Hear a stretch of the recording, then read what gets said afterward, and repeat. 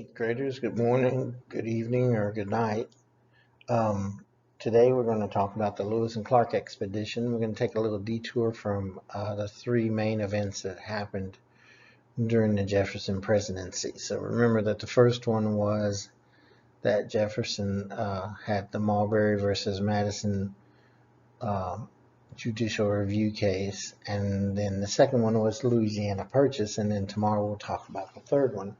Today we're going to take a little diversion into the Lewis and Clark expedition. Before we start, though, I just have two simple questions to ask you that you email me back on, please. First question is, what did President Jefferson buy?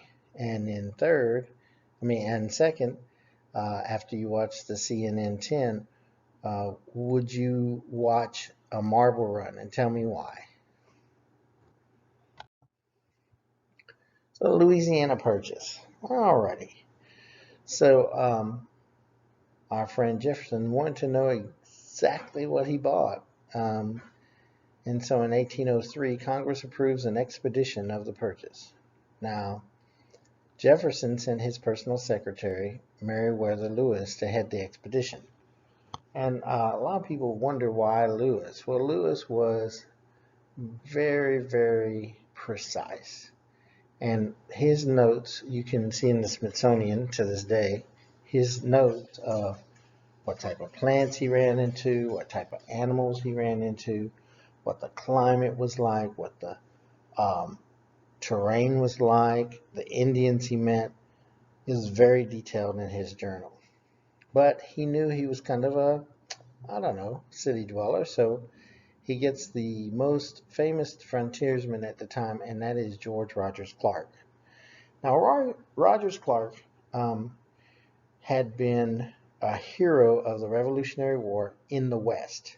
He had won battles in the West against the British, and so he had quite a reputation at being a frontiersman.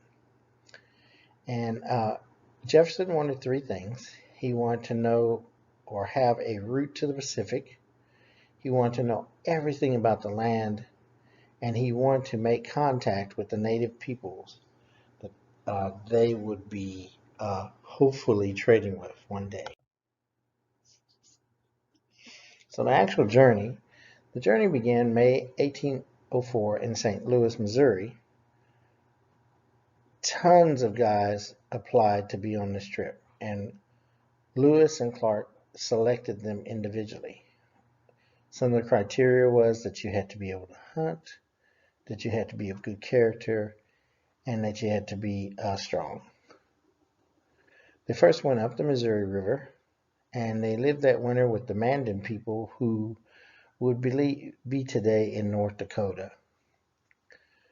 When they lived with the Mandan people that winter, they met a French trader and his wife, Sacagawea.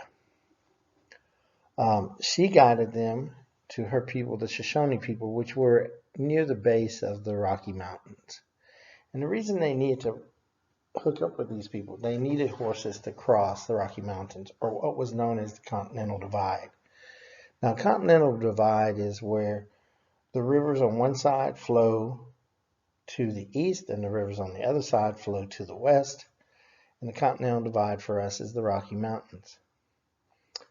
Well, when she gets to her people, she's very excited because she sees people she hadn't seen since she was 12 years old, including her brother, who is now chief of the Shoshone Native Americans. So not only does he give them horses, but he guides them through the pass, the Continental Divide of the Rocky Mountains. Finally, November 1805, the group reaches the Pacific Ocean.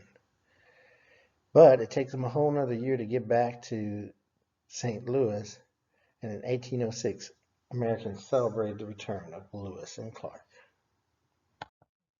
So I just want to remind you, don't forget, watch CNN 10 and do my questions. And if you talk with any of your friends on Instagram, let them know that they're supposed to be coming to my class, subscribing to Charlie Baldwin, Texas History, and doing my questions. That's how we're doing school. Okay.